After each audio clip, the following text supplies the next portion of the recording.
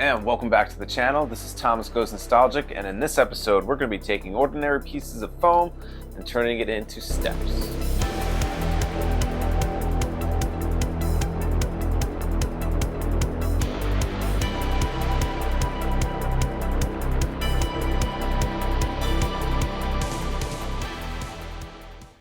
So in two of my previous videos, one where I worked on the Power Rangers diorama, and my last video where I worked on a galaxy backdrop diorama for Marvel Legends, I made a few extra pieces because I wanted it to be modular.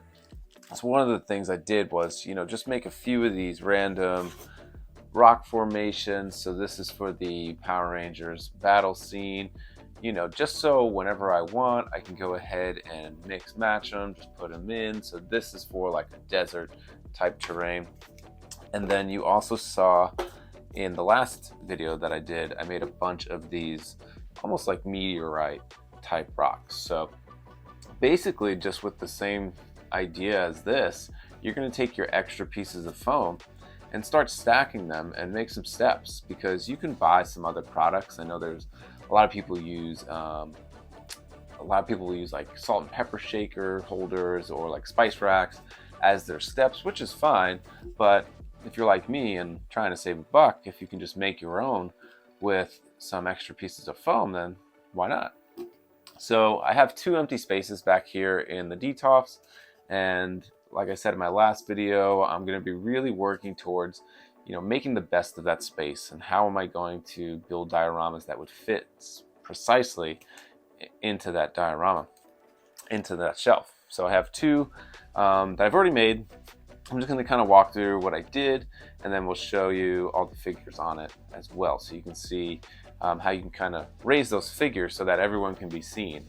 If you see in some of my displays, some of them I don't have the displays in yet, so everything's kind of flat and you can't really see all of the figures the best way you'd want to. But when we add a little height to the figures, then you should be able to see all of them. So let's check it out. So if you watched my previous video where I stacked the foam and made the meteorite, that's the same concept. So I really don't have too much video of that, but what I did was I stacked the pieces of foam.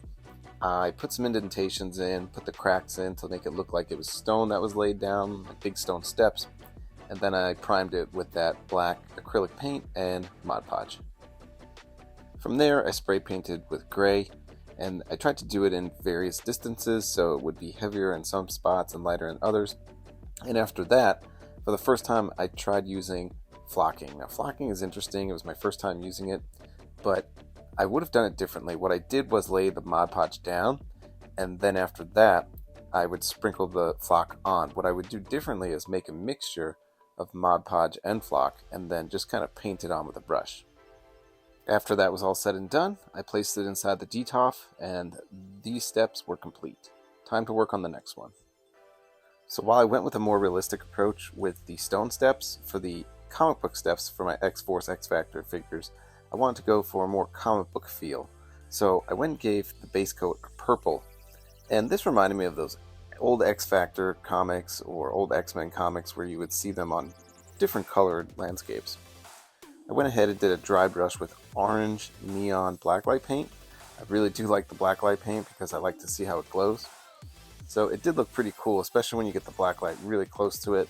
This way, when I have the blue light on, it would really glow, especially in my room.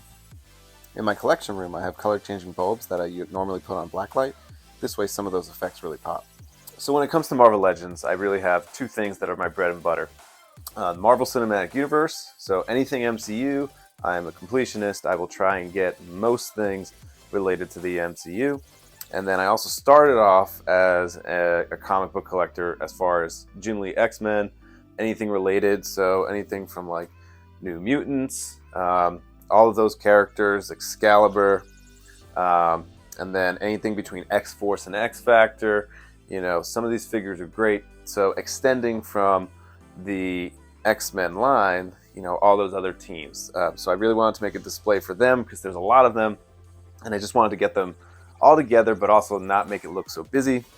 And then when it comes to my Marvel Legends characters for the MCU, every now and then I kind of mix them up, but sometimes I mix up movies on one shelf just to save space. So when there's the Black Panther wave came out, there was a lot of figures in this wave. So between variations of the Black Panther, the different parts of the good guys and the bad guys, you know, there was different variations where there was just a lot of characters. So that's a pretty big wave. It takes up a lot of space. When the Eternals came out, despite what you think of this movie, so I think that the figures aesthetically are pretty cool with the different colored outfits. And if you are an MCU completionist, if you didn't like the movie or not, you still probably wanted to grab these just to have them, to say you have them.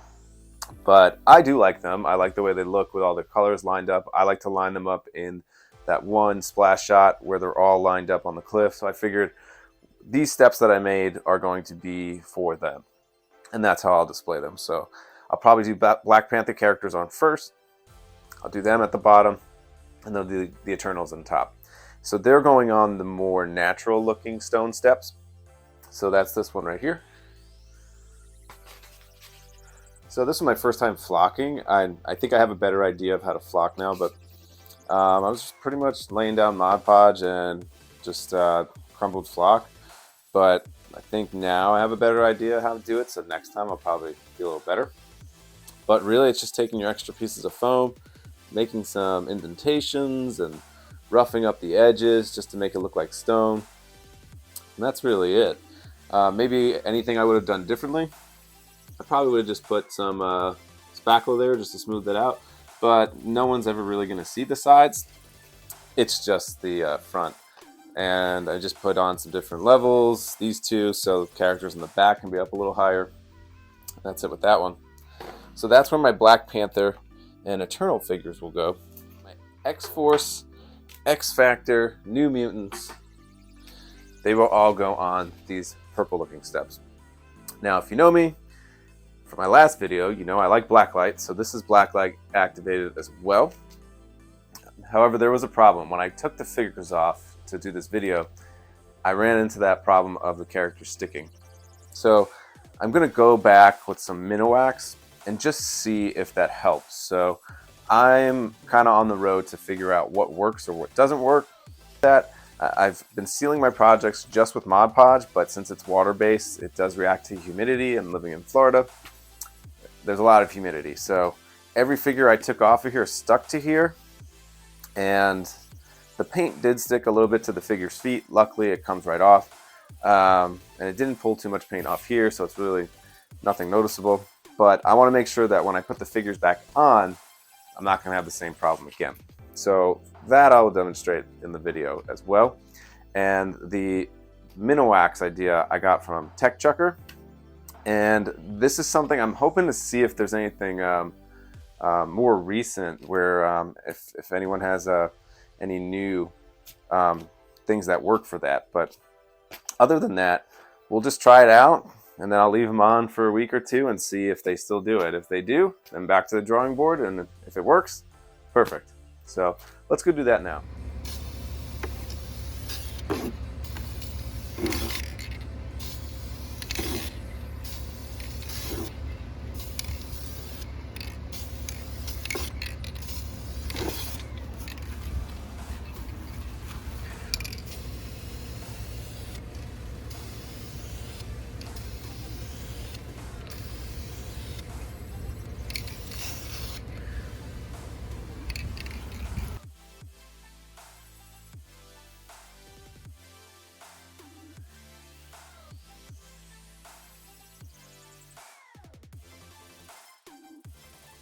So the technique that Tech Chucker uses in his video is that you start spraying away from the base and then you move light strokes side to side. So that's what I tried to do with these two.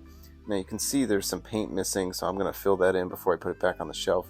But overall, this dries really fast. This is the product. It is fast drying polyurethane Minowax clear satin.